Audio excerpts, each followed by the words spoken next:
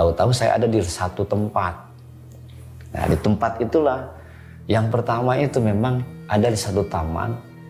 Taman itu bunganya segini-gini tingginya nih. Taman kayak taman biasa anak-anak tuh. Kan ada taman-tamannya.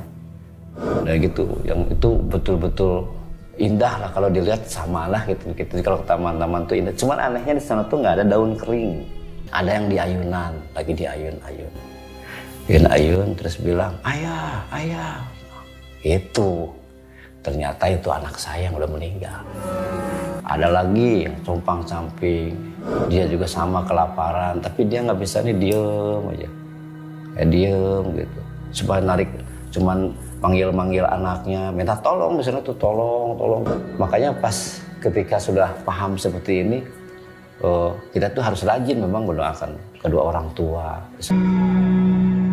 Cuman si tempat penyiksaannya itu sampai jauh mata memandang tuh nggak tahu ujungnya di mana. Itu lahar semua. Persis seperti lahar lah, ngeboplak seperti itu. Panas banget itu? Oh, bukan panas lagi.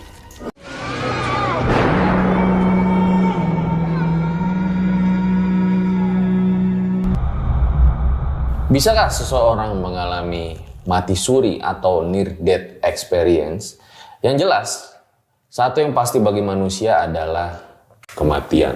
Dan biasanya kita sering mendengar kisah-kisah orang yang mengalami mati suri, dan bahkan juga ada penelitiannya ya tentang mati suri ini, di mana biasanya kebanyakan orang itu akan merasa pergi ke sebuah tempat yang akhirnya justru dia banyak memperbaiki hidupnya lah setelah merasa bahwa ini adalah kesempatan keduanya dalam hidup.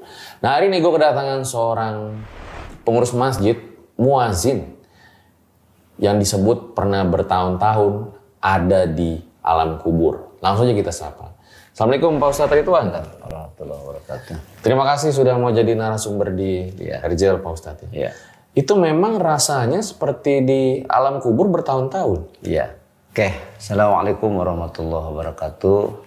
Waalaikumsalam. Para sahabat RJL 5 dimanapun berada, puji syukur kita panjatkan hadirat Allah Subhanahu wa taala, juga salawat serta salam senantiasa selalu tercurah kepada baginda Nabi kita, yakni Nabi Muhammad SAW. Dan saya doakan kepada sahabat RJL 5 dimanapun berada, semoga dalam keadaan sehat walafiat, juga selalu diberkahi oleh Allah dalam menjalankan ibadah puasa di bulan suci Ramadan. Jadi kalau merasa bertahun-tahun di alam kubur memang seperti itu. Gitu ya, padahal cuma 4 jam tapi perasaan seperti lama itu. Dan yang dilihat ya semuanya melihat ketika disiksa, yang orang yang seneng, orang yang nggak seneng sama orang siksaan, ada yang di lapangan, ada juga yang tempat khusus dalam siksaan di alam kubur. Disiksanya seperti apa Pak Ustadz? Ya ada yang dicemplungin seperti lahar, persis lahar. Dicemplungin persis itu lahar. Itu dicemplungin ke, coba kalau misalkan ada lahar gunung ya, itu batu aja bisa hancur, besi aja, ini orang. Tapi itu seperti kolam, dan kolam itu ujungnya pun tidak bisa, di mana ujungnya nggak tahu. Gitu. Banyak itu? Wah, bukan banyak lagi, jutaan bisa jadi. Jutaan orang? Iya, teriakannya pun. Makanya itu yang bikin saya nggak kuat. Itu yang paling nggak kuat ketika banyak disiksa. Rasanya bertahun-tahun tuh berarti lama begitu di alam itu? Lama, karena ada ketemu siang, ketemu malam. Cuma ketemu siang juga nggak ada sumber ya. Nggak melihat ada sumber. Kalau di sini kan ada sumber matahari. Nggak ada, di sana nggak ada bayangan. Mengalami malam siang. Tapi terang gelap gitu maksudnya? Iya, sama seperti itu. Kan Pak Ustadz sendiri sudah kurang lebih 8 tahun ya jadi pengurus masjid, terus muazin gitu ya? Ya muazin, gimana? Kenapa akhirnya memutuskan, udahlah ceritain aja pengalaman ini gitu? Saya rasa dulu kan di pendem ya, nggak mau dibilang. Tapi lama-kelamaan kok saya rasa ini harus disampaikan gitu, supaya ada hikmah yang diambil. Akhirnya memberanikan, itu juga bilang dulu ke anak-anak pengajian. Ada yang nggak usah lah gitu. Tapi saya rasa ini banyak ngambil hikmahnya gitu untuk semuanya. Terserah nanti antara percaya atau enggak, yang penting saya sudah terlepas, sudah ngebicarakan itu tentang alam kubur. Dan itu insya Allah akan bisa diambil hikmahnya dan bisa lebih hati-hati lagi. dalam menjalani hidup. dalam menjalani hidup. Baik, ditahan dulu ceritanya Pak Ustadz. Nah, seperti apa kisah pada kali ini? Nah, buat kalian yang nonton sambil buka, enak. Udah ada es teh manis, ada kurma. Nah, buat yang nontonnya pas belum buka, sabar. Dikit lagi kayaknya mau beduk. Langsung kita mulai. Berikut adalah ceritanya.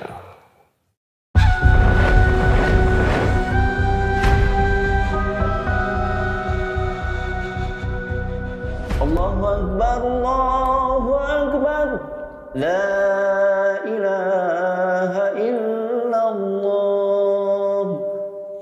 Wah, luar biasa.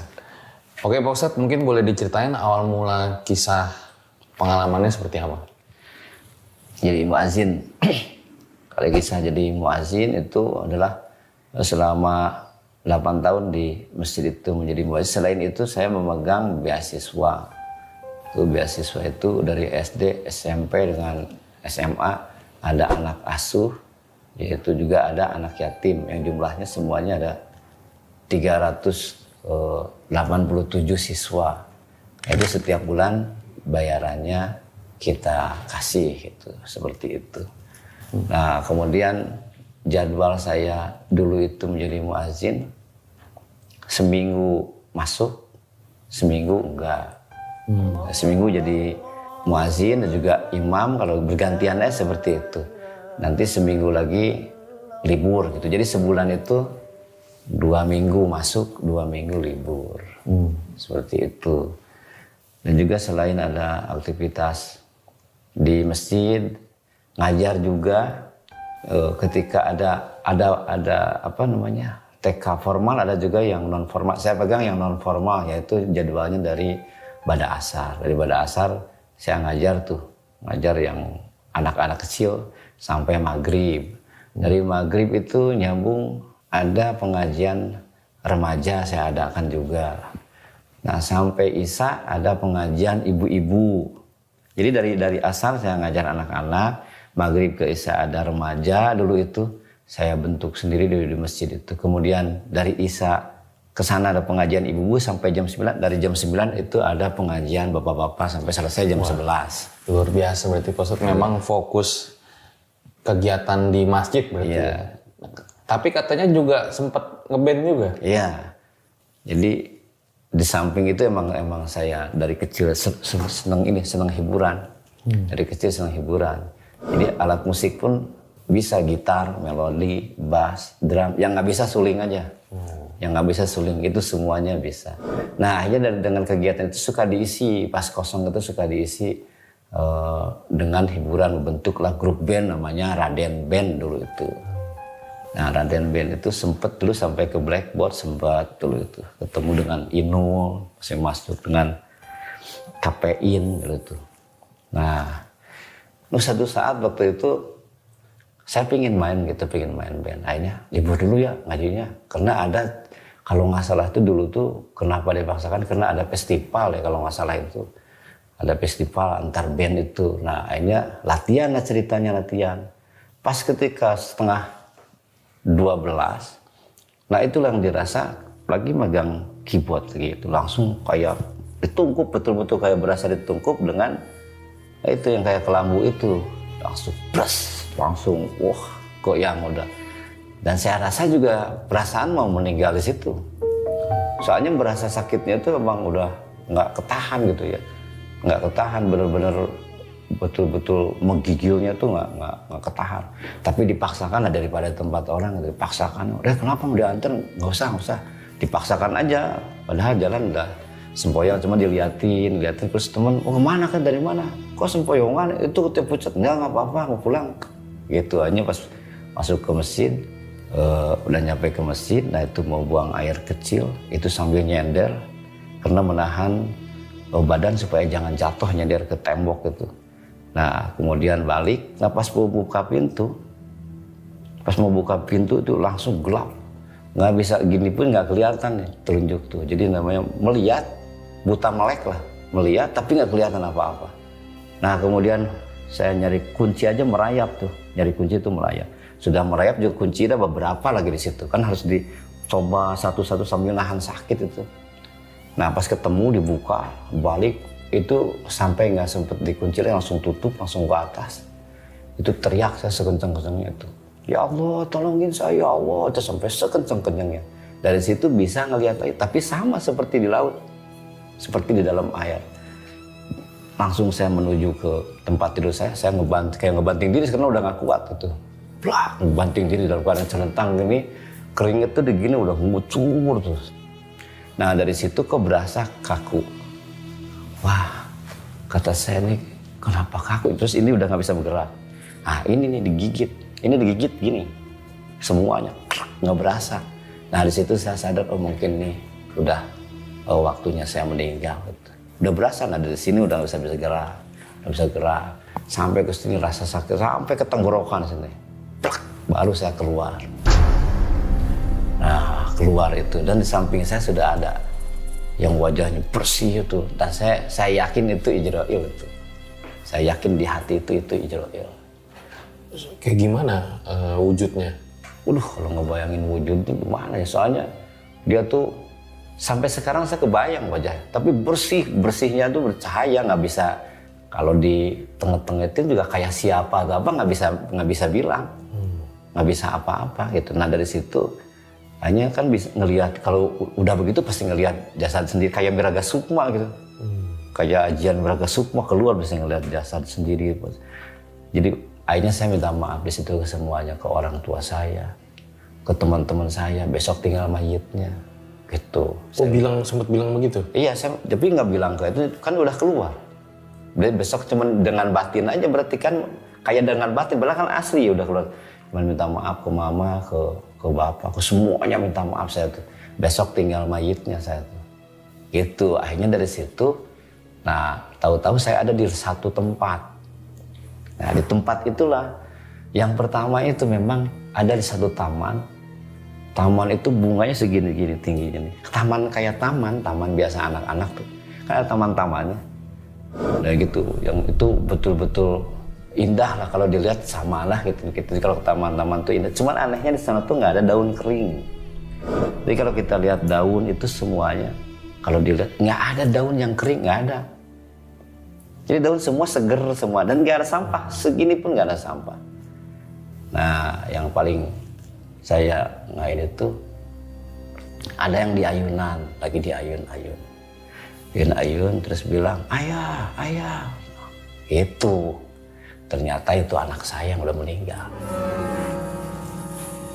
Gitu, itu anak saya sudah meninggal. Maaf ya kalau misalkan agak sedih ya.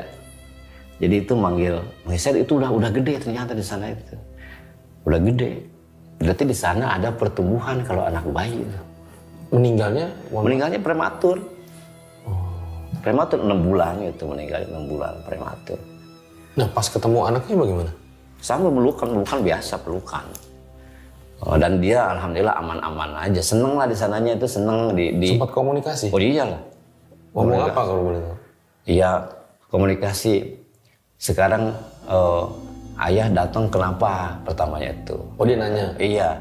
Ya mungkin ayah udah waktunya setik. Dan di situ emang nggak ada orang yang hidup, emang orang meninggal semua. Ketemu temen yang udah meninggal. Wah udah di sini, gitu. Iya, gitu. Akhirnya udah pada paling sapa.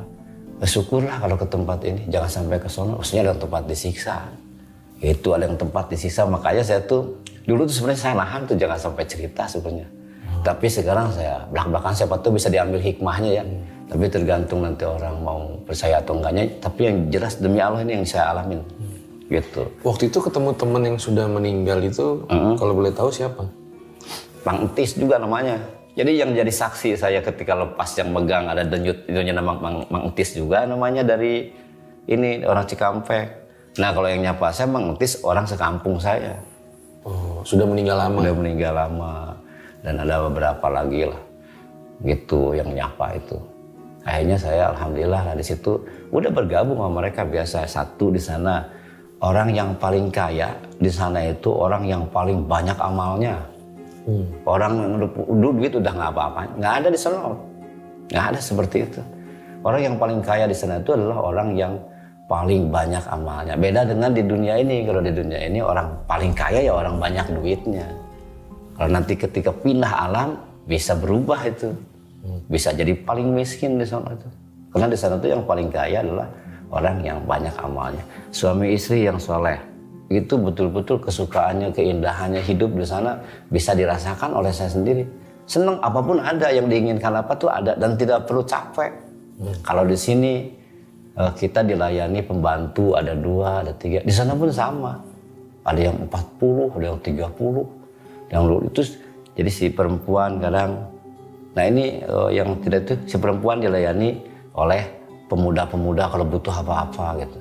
Ntar bergantian segitu aja gotong royong kayak gitu. Ntar si bapaknya juga. Yang jelas itu satu rumah itu seperti kerajaan gitu. Masing-masing rumah itu punya prajuritnya, punya ini seperti itulah. Jadi kalau misalkan saya ingin makan A, tinggal bilang langsung ada. Dia itu yang nyediain dia itu. Yang mereka itu yang pembantu. Kalau kita kan di sini pembantu, kalau bapak nih pengen makan sate misal, kan si pembantu dikasih uang terus ke pasar beli dagingnya, nusukin dulu. Nah kalau di sana itu langsung seperti itu gitu. Langsung ada. Dia itu yang nyiapin. Bapak pesan apa waktu itu? Masih ya, ya? Pokoknya pingin apapun tuh yang bergerak tuh mereka itu. Ya sama kita juga yang bergerak pembantu kan ya. Kalau di dunia di sana juga sama, cuman di sana lebih banyak, kemudian nggak lama gitu, nggak lama. Pingin apapun dia yang kerja nyiapin. Kemudian masuk ke satu masjid, sholat biasa. Nah saya jadi inget ke di Al-Quran itu ada orang berjihad itu tidak mati. Memang di sana juga pada sholat, walaupun sudah tidak dihitung gitu ya, di sana kan udah selesai kan. Tapi yang kebiasaan sholat tidak bisa meninggalkan itu, tetap aja pada sholat. Ada masjid, ada yang baca Quran. Ini orang-orang di sana pada wujudnya seperti apa, Pak? Sama, wujudnya mah sama. Kayak manusia. Jadi kalau yang meninggal 60 tahun di sana nggak berubah. 60 tahun, gitu, nggak mundur, nggak naik. Tetap aja segitu, wujudnya segitu gitu. Ada umur 70 ya segitu. Cuman nggak ada yang pincang, nggak ada yang cacat, nggak ada, sama sekali nggak ada. Ini yang kalau Pak Ustadz kenal begitu ya? Yang saya lihat. Yang terakhir meninggalnya umur segitu, ya pas di sana ketemunya kayak begitu kan juga. Ngobrol biasa. Bajunya? Sama seperti biasa bajunya pun. Jadi nggak ada baju khusus ya? Nggak ada, yang saya lihat itu sama aja. Gitu yang baju koko, yang ada yang pakai jubah, sama aja nggak ada beda. Cuman di sana itulah nggak ada sampah sama sekali, nggak ada, bersih. Kemudian ini pada baca Quran. Terus pembantu di masjid itu yang marbotnya juga ada. Kemudian ada yang orang compang-camping tuh, compang-camping. Kemudian dia jalan kayak gelandangan kita nih di sini, kayak gelandangan tuh. Marah tuh lapar gitu.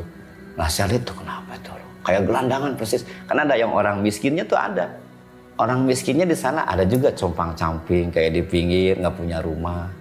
Tapi bukan di tempat penyiksaan ya. Itu masih di wilayah yang tempat aman, bukan di kantor polisinya ibaratnya gitu ya. Nah itu yang compang-camping itu yang lapar deketin. Di sana tuh ada tong seperti tempat sampah, tapi bukan tempat sampah. Nah ketika dia nemu itu geronyokan dimakan, ternyata itu daging busuk semua. Jadi makan di situ, muntah di situ. Makan di situ, muntah. Persis muntah kayak kita seperti itu persis. Namanya daging bangkai, ada nanahnya, ada makan. Saking laparnya itu nggak ada makanan lagi dimakan.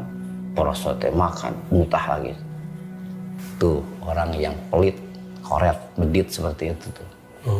Dijelasin tuh? Iya, kan sudah dijelaskan sama yang teman-teman. Sama bawa saya itu, yang bawa saya, yang nuntun saya itu. Oh dia masih ngikut? Kan dituntun, ditunjuk-tunjukin. Oh dia bilang ini semasa hidup kita pelit gitu. Itu orang pelit. Malas zakat, malas sedekah seperti itu. Dan seperti itu pun seperti itu. Ada lagi yang compang-camping. Dia juga sama kelaparan, tapi dia nggak bisa nih, diem aja. Kayak diem gitu. Supaya narik, cuman manggil-manggil anaknya, minta tolong di sana tuh, tolong. Kayak gitu emang. Makanya pas ketika sudah paham seperti ini, kita tuh harus rajin memang mendoakan kedua orang tua di sana itu. Yang jelas tuh kenyataan di sana tuh di alam kubur ya, bukan alam akhirat. Alam akhirat belum terjadi, kan harus kiamat besar dulu. Di alam kubur seperti itu yang saya lihat. Nah, sekarang berlanjut ke tempat yang penyiksaan itu. Itu ke tempat penyiksaan. Ini dibawa ke tempat penyiksaan. Kalau kita di sini ke kantor polisi lah. Di sana pun ada tempat khusus penyiksaan itu. Nah, itu ketika masuknya pun itu kalau kita di sini tiang bendera berjejer. Di sana orang yang digantung, pada digantung kanan kiri itu. Cuma tolongin, bisanya cuma seperti itu. Dan itu apa? Itu para ulama yang saya lihat tuh. Itu para ulama, ada yang pendeta. Nah, demi Allah tuh saya ini yang saya lihat tuh seperti itu.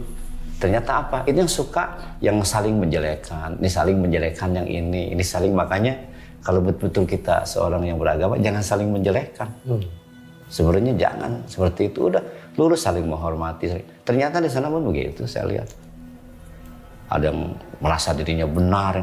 Semuanya kalau kita mau masuk ke Polda itu kan bendera. Itu benderanya itu tuh balik gantung. Nah, ketika masuk ke satu tempat itu jeruji besinya ada. Cuman si tempat penyiksaannya itu sampai jauh mata memandang tuh nggak tahu ujungnya di mana. Itu lahar semua. Persis seperti lahar lah, ngegoprak seperti itu. Panas banget itu, Pak? Oh, bukan panas lagi. Itu mah satu cemplungin aja langsung habis, tinggal tengkorak. Ada yang dicemplungin? Bukan ada lagi, banyak, makanya saya paling nggak kuat di situ, teriak semua. Jadi orang nongol di dalam api lahar itu pada nongol tuh, yang pada minta tolong, makanya saya tuh nggak kuat tuh di situ. Kalau nggak kuat ditahan aja. Nah, inilah tempat penyiksaan orang-orang yang suka membangkang Allah. Itu jauhnya. Di sini mah enak penjara di sini. Walaupun besi juga pakai keramik, masih duduk santai. Di sana boro-boro enak makan, enak tidur juga nggak bisa. Di sini masih enak makan, enak tidur. Makanya walaupun di penjara di sini, kalau masih makan masih enak, tidur masih nyenyak, itu masih surga itu. Jangan banyak mengeluh, itu masih surga. Nah, di sana boro-boro bisa makan, boro-boro bisa minum, orang dicemplungin di persis lahar itu. Jadi pas udah dicemplungin, terus bagaimana? Udah pada itu aja banyak aku. Pada teriak. Ada yang angkat tangannya jadi kulit lagi, turun lagi, tulang lagi. Angkat tangannya jadi tulang lagi.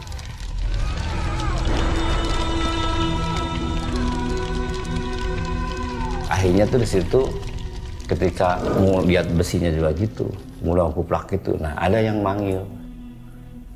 Jubah doang tapi nggak ada ininya. Saya yakin itu dia yang para malaikat itu. Karena beda dedegannya juga itu. Ahmad, ada kiriman. Wah, naik tuh. Tahu-tahu naik ke nama Ahmad tuh. Biasa lagi. Jadi pas sudah keluar dari api itu, biasa lagi berkulit, bertulang, berdaging. Terus dibawa ke tempat itunya. Ke tempat. Kalau kita mah ada mejanya gitu ya. Dibawa, dikasih makan, dikasih minum, pakaiannya dikasih, yang baru-baru dikasih. Tahu nggak itu apa? Al-Fatihah. Yang suka ngirim Al-Fatihah itu di sana berubah jadi makanan, minuman, pakaiannya. Di sana itu makanya sering-sering baca Al-Fatihah ke orang tua. Jangan dengerin yang wah nggak nyampe, nggak usah dengerin. Saya lihat sendiri nyampe. Tapi yang betul-betul Islamnya itu betul-betul. Kalau yang musyrik itu nggak bisa. Musyrik gimana? Musyrik. Iya, musyrik tuh gimana? Suka memperduakan Allah, mempersekutukan Allah, jadi mengakui seperti muja-muja, itu musyrik namanya, atau belajar ilmu sihir.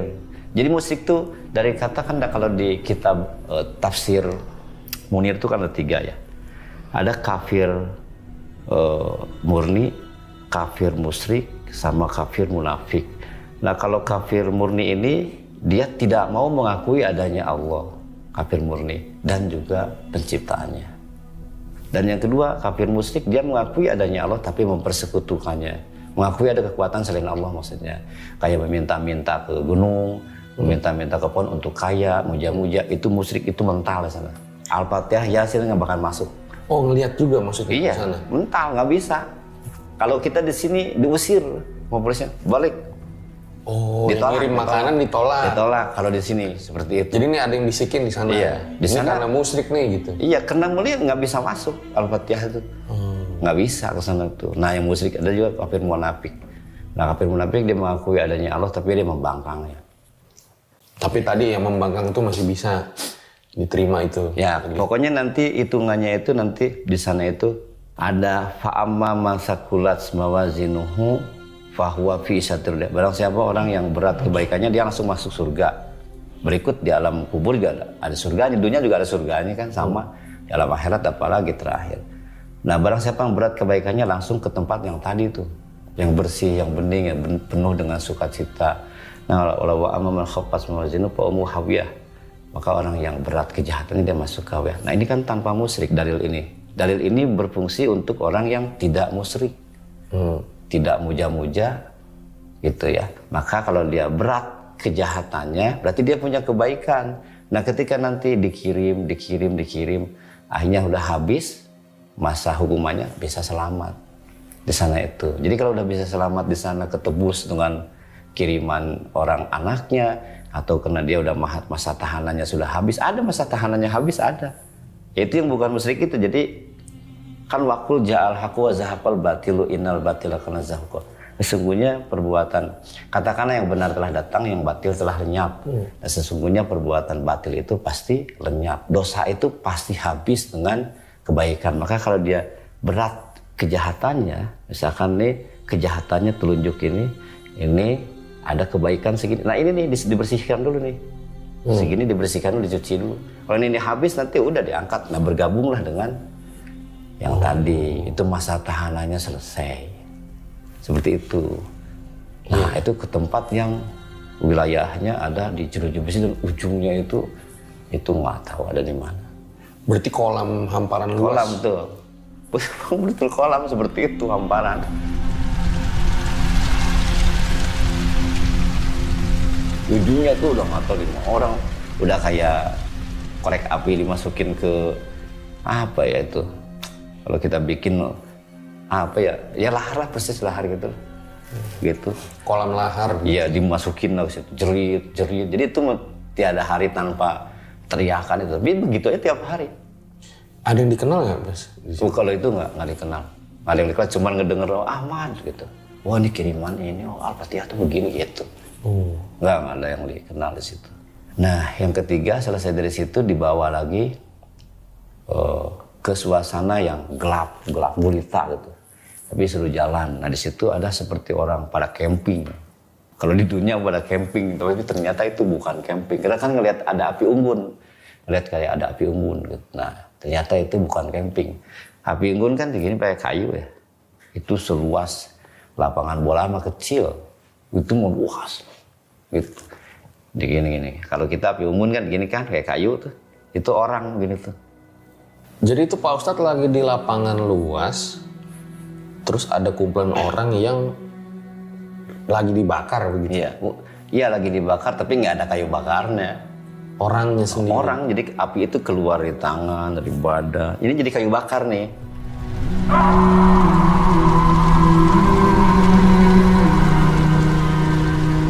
Jadi kayu bakar, jadi saya ke situ dilihat malam kok itu kayak api gitu, kayak orang lagi camping, tapi kok luas gitu.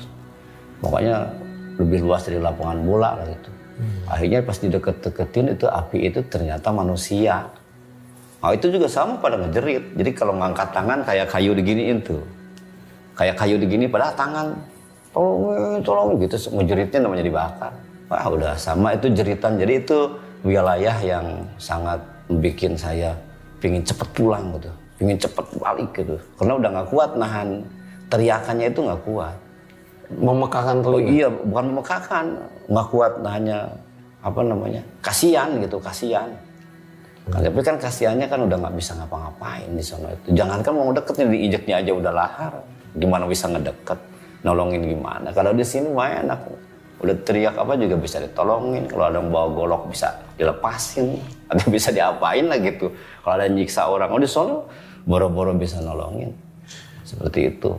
Tapi mohon maaf nih saya potong Pak Ustadz. Selain anak ketemu keluarga lagi nggak di sana? Ada itu termasuk uyut saya tuh yang digantung itu.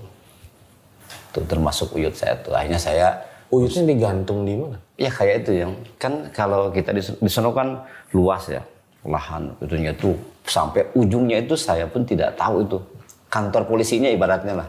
Kalau saya diumpamakan di sana ada kantor polisinya yang kantornya tuh ujungnya nggak tahu, luasnya nggak tahu, cuma kita main masuk di dalamnya itu seperti itu.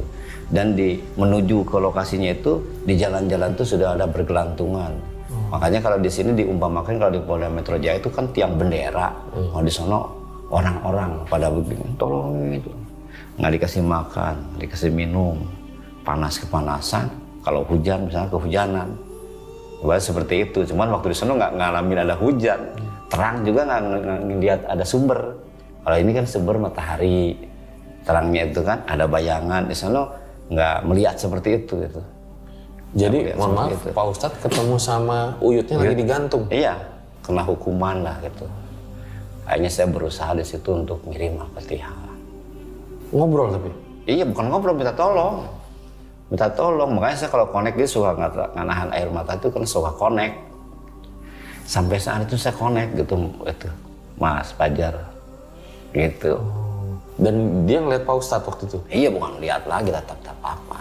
Minta tolong? Iya, dan saya kasih, makanya kalau di podcast yang kemarin kan saya nggak detail ya, sekarang saya bisa detail karena masih mikir gitu saya tuh apakah harus dibuka semuanya apa enggak gitu.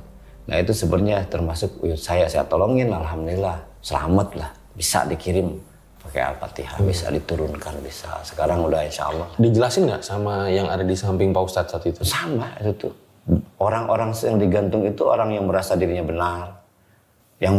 benar, gitu, akhlaknya itu, gitu, merasa apa ya, merasa paling unggul, berkelakuan tidak baik sebenarnya seperti itu, padahal dia seorang ulama. Tapi saya terang-terangan, ulama? Iya, saya terang-terangan itu jajaran orang-orang para ulama. Ntar turunin kayak bekas cambukan misalnya itu. Seperti itu kayak digantung, ntar ini seberapa kali dicambukin. Makanya di Al-Quran juga dijelaskan orang kalau udah merasa dirinya paling benar, itu udah salah. Yang benar kan milik Allah, salah kan milik manusia. Makanya ada di surah Al-Mu'minun ayat 52, 53, 54 kalau nggak salah itu, yang bunyinya itu Bismillahirrahmanirrahim, wa inna hadhihi ummatukum ummatan wahidah, sesungguhnya agama tauhid ini agama yang satu, gitu, wa ana rabbukum, dan saya adalah Tuhan kamu, fatakun, maka kamu bertakwalah kepadaku, kata Allah tuh. Fataqatta'u amruhum bainahum zubura, kemudian mereka memecah belah agamanya masing-masing. Di situ tuh kullu hizbin bima ladaihim, dan dia masing-masing merasa golongannya paling benar. Golongannya paling benar, saya paling benar, golongannya paling benar gitu. Kullu hizbin bima ladaihim. Nah, di ayat yang 53-nya itu Allah bilang fadharhum fi ghamratihim hatta hin. Apa kata Allah itu? Biarin dia dalam kesesatannya sampai batas waktu yang aku tentukan. Dan itu lihat di Al-Mu'minun ayat 52, 53, 54. Dan bilang sesat siapa? Allah sendiri. Ternyata pas ngalamin seperti itu digantung mereka. Gitu. Makanya mungkin ada di antara kita itu ya kalangan yang alim ulama aja seperti itu. Apalagi kita orang biasa kan gitu. Yang penting ada yang harus kita petik tuh. Ada orang yang patuh karena keinginan. Kalau sudah ada rasa keinginan, udah mainan iblis itu udah harus hati-hati. Ada yang patuh karena Allah. Nah kita ambil tuh patuh yang karena Allah, jangan patuh karena keinginan. Patuh, rajin, tapi karena ada keinginan. Udah ingin punya sifatnya masih dunia. Wah itu udah masih dimainin sama iblis. Seperti itu. Tapi patuhlah dengan karena Allah. Udah serahin semuanya sama Allah, selesai. Jadi jangan mikirin dunia, pengen ini, itu makanan iblis ternyata. Seperti itu. Lalu akhirnya berpisah tuh sama Uyut? Udah berpisah. Itu kan masih di tempat ini, di tempat yang tadi, yang ke bangunan itu. Nah, terus yang ke tempat yang malam itu, yang ada api unggunya itu, kemudian dibawa lagi ke itu yang banyak buah-buahan itu. Buah-buahan? Ya, ada kayak kebun, khusus kebun, yang buah-buah itu betul-betul buah-buah, memang itu. Kita yang mangga, yang apa. Cuman anehnya itu sama sekali nggak ada sampah di bawah itu, dan itu seger-seger semua, gitu. Nah, saya coba nih. Kan kalau di sini sekarang kalau ada pohon mangga nih dipetik. Numbuh lagi kapan? Lama lagi? Lama. Di sana petik, pindah ke sana muncul lagi. Ada lagi. Seperti itu. Nah, dari situ ada batasan yang tidak boleh lewatin sama saya tuh, jangan terlalu ke sana gitu. Hanya udah selesai langsunglah saya di Sebentar. Gitu. Jadi kebunnya luas begitu Pak Ustadz? sama. Kalau di sana itu kalau kita lihat ini tuh nggak bisa, ini ujungnya di mana tuh nggak tahu. Tapi banyak orang di kebun itu? Nggak ngelihat. Oh, cuman kebunnya aja? Iya. Jadi saya di sono nggak melihat ada binatang, terus nggak melihat ada orang cacat, nggak melihat ada orang yang ininya kecil sebelah, semua yang sehat-sehat semua. Ya mungkin yang cacatnya sudah di situ kali yang bikin itu. Bukan cacat lagi, hancur bahkan di sana itu. Yang dibakar, yang segala macam lah. Naudzubillah min dzalik. Jadi pas Pak Ustadz lagi berjalan di kebun luas itu, Ada yang nggak boleh, ada yang nggak boleh dilewatin gitu, kayak garis. Tapi nggak boleh ke situ gitu. Hanya pas sudah ini selesai, saya pamit. Nah pas pamit itu, pas dia mundur, saya tuh udah di tempat tidur, ini gue bergerak nih pertama nih, kita bergerak. Nah bergerak juga, tangan bergerak. Pas dia mundur ke belakang tuh, ini juga kepala saya juga ngelengak ini, ngelengak. Terus langsung buka, pas lihat jam 4. Tapi masih keadaan ini, lemesnya itu yang nggak kuat itu. Lemesnya itu, makanya dipegang sama, itu denyutnya itu masih, padahal udah masuk tapi denyutnya belum ada. Gitu, sampai diurutin. Seperti itulah. nah pas lagi masuk itu, ada yang sadar? Waktu masuk kemana? Pas airnya masuk ke tubuh lagi begitu? Oh sadar lagi udah. Nggak, maksudnya ada orang nggak di sekitar? Nggak ada, cuman Mang Entis itu doang. Mang Entis? Ya Mang Entis tuh yang saksi hidup dulu tuh, tukang gado-gado dia tuh. Nah, saya minta di ini kan, pas saya udah bangun nih, udah sadar, kan lemes tuh nggak kuat tuh. Sempat sampai sholat subuh dulu. Sholat subuh sampai keluar, Mang Entis kok saya nggak enak banget nih. Lemes bener-bener udah. Kayaknya udah ngelempreh gini aja, udah nggak bisa badan, napas sudah ada. Tapi pas ketika dipijit dari sini tuh nggak ada denyut. Nggak ada denyut, nadinya tuh nggak ada katanya. Kamu kenapa sih nih? Kenapa? Mang Entis waktu itu ada di lokasi, terus bilang, Kan saya minta nadinya nggak iya, ada. minta diurut. Jadi kok nggak ada denyutnya? Udah hanya makin ke atas, barulah di sini nih. Nah ini ada emang kenapa sih gitu? Kayaknya kamu nih kena angin duduk nih, gitu kata dia tuh. Hanya saya nggak cerita. Saya nggak cerita, bahkan saya sembunyikan ya, jangan sampai ada yang tahu. Cuman karena mungkin udah waktunya kali ya, mungkin ada bisa dipetik manfaatnya. Akhirnya saya memberanikan diri lah, bilang lah Bismillah lah. Karena kayaknya yang riba juga makin banyak. Ya saya siapa tuh bisa sadar gitu. Emang ada pesan tentang riba juga? Bukan, karena yang disiksa itu orang-orang berdosa seperti yang riba itu nggak otomatis dikumpulin di situ yang api itu. Makanya sampai saat ini tuh efek dari pengalaman itu connect sampai sekarang, Mas Fajar. Nih pengalaman udah lewat nih, itu kan 2024 itu, 2023, 2024. Ini sudah 2024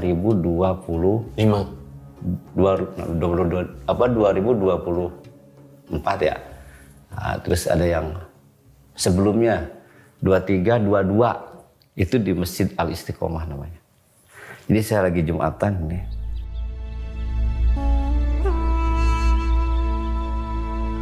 Itu mau gelegar itu ceramahnya itu, wah semangat itu.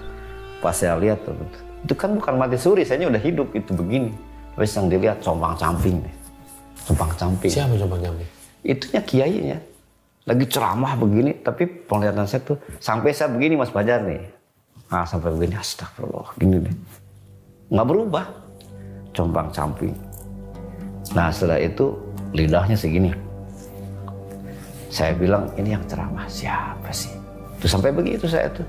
Ini yang ceramah siapa sih sebenarnya? Tapi yang itu sampai saat ini masih suka kedenger, masih tahu. Itu pakaian ketakwaannya dia. Itu lidahnya kenapa panjang, dia merasa dirinya paling hebat. Tuh, makanya saya udah belak-belakan aja sekarang malah. Biarin aja. Tapi saya nggak merasa capek. Saya keluar belatung semua masih banyak. Belatung? Sampai saat ini belatung di jalanan itu. Sampai saat ini. Maksudnya belatung gimana? Itu dosa riba itu. Jadi sekarang jalanan itu seluruh mungkin sedunia ini. Oh Bapak melihat banyak belatung di jalanan? Iya. Padahal aslinya nggak ada? Kalau Mas Fajar ngeliat yang aslinya pasti nggak ada. Tuh, sampai saat ini masih connect. Itu dosa-dosa riba tuh seperti itu. Jalanan tuh penuh belatung. Ada yang naik segakinya ke sini nih. Ada yang naik sampai ke sini nih. Ke orangnya? Iya. Ada yang sampai campur ke sini nih. Kayaknya nanti ada komplikasi, sakitnya apa ya. Kemudian, wah banyak kan komplikasi udah makan uang gitu nggak. Darah menghitam, namanya darah hitam periksa aja ke dokter. Makanya hati-hati dengan riba. Kenapa tegurannya keras itu? Ada Rasulullah ketika menyampaikan firman Allah nih, apa kata Rasulullah waktu itu ya? Ya ayuhanna sukulu mimma fil ardi halal atau ibahas sekalian manusia, makanlah yang halal lagi baik apa yang ada di bumi. Ketika itu berdiri namanya Sa'ad bin Abi Waqqas. Ya Rasulullah, tolong dong doakan saya supaya termasuk saya itu yang doanya selalu dikabulkan Allah. Kata Rasulullah, ya Sa'ad, atib mata amakatakun mustajab, wahai Sa'ad, perhatikan soal makananmu. Itu nafsu Muhammadin innar rajula la yakdzibu luqmatal haram. Demi Allah, bila mana ada yang memasukkan sesuap makanan yang haram dan riba, fi jawfihi ma yataqabbalu minhu arba'ina yauma, 40 hari 40 malam doanya akan ditolak oleh Allah. Itu sesuap. Nah, kalau sepiring tinggal dikali. Kalau sehari-hari makan riba ya siap-siap aja. Gitu. Kalau nggak percaya, merasa hidup selamanya di dunia, lanjutin aja. Kalau merasa akan hidup selamanya di dunia, tabrak aja lawan Allahnya lah. Tapi kalau merasa nanti meninggal lagi, saya kasih tahu sekarang alam kubur seperti apa. Hati-hati seperti itu.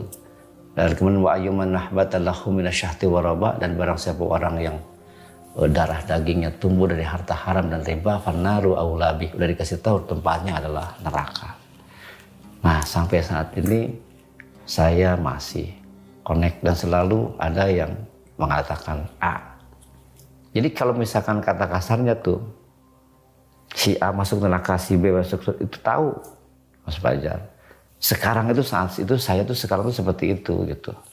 Oh jadi ada perubahan nih setelah sampai saat ini mengalami kejadian itu? Iya, sampai saat ini. Alhamdulillah sampai saat ini saya buka yayasan dan juga pengajian gitu untuk menengahi itu masalah-masalah. Pokoknya cuma sedikit lah. Islam itu cuma sedikit gini aja. Ingat Allah dimanapun kita berada. Ini saya kasih bocoran aja ya. Pakaian ketakwaannya Kangjeng Sunan Ampel itu Al-Fatihah. Kangjeng Sunan Bonang Allahu. Kalau nggak salah ya, mohon maaf kepada para sepuh di sana nih. Kemudian Syekh Abdul Qadir Jailani la ilaha illallah. Kangjeng Syekh Sarif Hidayatullah la ilaha illallah juga zikir dalamnya itu. Kangjeng Sunan Kalijaga Al-Fatihah dengan Allah dua double. Nah pakaian kita apa gitu. Maka kalau kita senang sama Allah, panggillah apa dengan Al-Ikhlas, dengan Al-Fatihah. Kerjakan dengan karena Allah. 1 detik jadi ibadah, jangan berbuat dosa meskipun 1 detik. Islam itu cuma itu udah. Yang ngasih makan kita setiap hari itu siapa? Yang ngasih makan kita setiap hari siapa Mas Fajar? Yang ngasih makan ya rezeki dari Allah SWT. Berarti Allah kan? Yang ngasih makan tiap hari Allah, yang ngasih minum Allah, yang ngasih kenikmatan makan dan minum itu juga Allah, yang ngasih kenikmatan tidur dan memberikan malam untuk istirahat kita itu juga Allah. Kemudian Allah memberikan pohonan sampai keluar buah-buahan. Ustaz nanya, emang jin doyan buah-buahan? Kalau doyan para habis tuh. Dulu ada kuntilanak, udah habis tuh buah-buahan kalau pada doyan. Nggak ada. Tetap itu untuk siapa? Untuk manusia juga. Kemudian memberikan siangnya. Berarti yang melayani kita tiap hari itu adalah Allah. Fabi ayyi ala'i rabbikum tukadziban. Nikmat mana lagi yang kamu dustakan? Kok ketika ada masalah malah lari ke dukun? Kok ketika ada masalah malah nanya-nanya jin? Itu yang bikin Allah murka itu. Tuh saya rasa insya Allah cukup lah untuk bakal semuanya.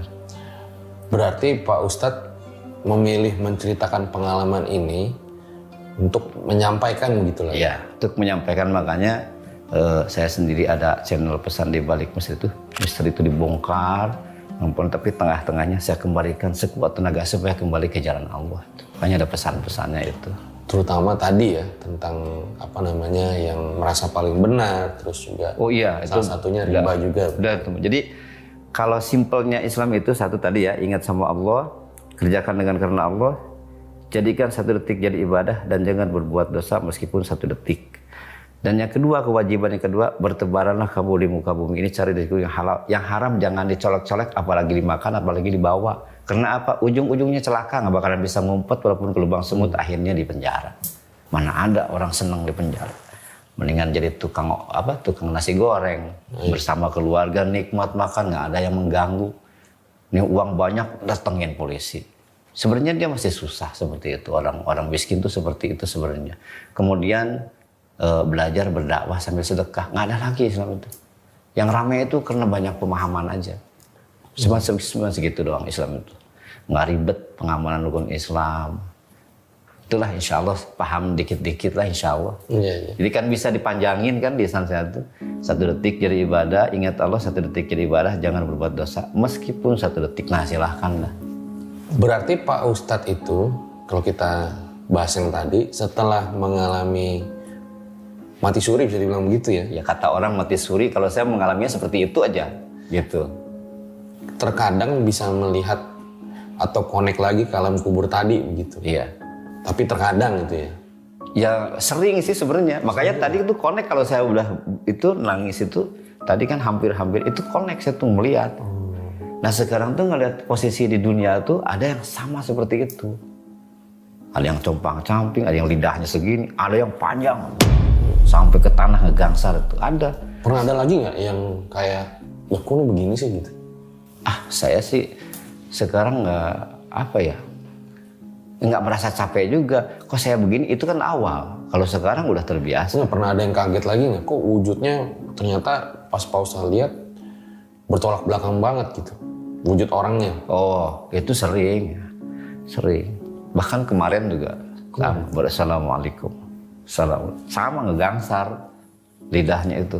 Kadang astagfirullah. Pas sholat tarawih nih? Bukan sholat maghrib, sebelum Ramadan. Oh, lagi sholat Mereka maghrib. udah waktu sebelum Ramadan. Ada imamnya. Iya. Yang sholat maghrib mau jemaah, samping-sampingan saya di sini. Iya, ada yang panjang. Gitu. Ternyata dia pemabok penjudi. Bukan. Jadi kebanyakan yang panjang lidah itu tukang fitnah. Gitu. Kalau pemabok penjudi itu api. Jadi kelihatan darahnya hitam, tapi itu api. Jadi ini tukang fitnah dia. Iya, makanya sekarang itu ya seminggu tuh kadang ada 1 kali, 2 kali. Tapi bukan diinginkan saya kadang-kadang. Tapi saya harus berusaha supaya dia bisa bersih gitu. Nah dengan bersihnya itu kuncinya itu. Saya pasti kasih itu supaya ingat Allah, cuman yang disukainya apa gitu. Oh saya mah sukanya subhanallah, kalau ikhlas baca aja dalam hatinya. Terus jadikan 1 detik jadi ibadah, jangan berbuat dosa meskipun 1 detik. Nah itu kan pasti panjang nih. Kalau jangan berbuat dosa meskipun 1 detik, otomatis kena kan. Fikihnya Quran pasti. Ya luar biasa sih ya. Gitu. Seperti kata Pak Ustadz Ridwan tadi ya, percaya atau tidak percaya dengan kisahnya Pak Ustadz, tapi ini memang Pak Ustadz alamin. Iya. Dan harapannya, ya walaupun misalnya nggak percaya begitu ya, ya setidaknya ada hikmah yang bisa diambil. Iya, gitu. ada hikmahnya. Bahwa memang ya kita hidup gak selamanya begitu. Dan satu yang pasti bagi manusia adalah kematian. Terima kasih Pak Ustadz sudah datang dan bercerita. Lancar-lancar selalu. Amin ya Allah. Dalam kegiatan menyebarkan kebaikannya. Iya, insya Allah. Gue rasa cukup demikian episode pada kali ini. Dan semoga kalian bisa ambil baiknya, yang buruknya dibuang aja. Selamat menjalankan ibadah puasa. Ciao. Assalamualaikum warahmatullahi wabarakatuh. أين الأبات وأين الأسود هلم هلم حمة المكارم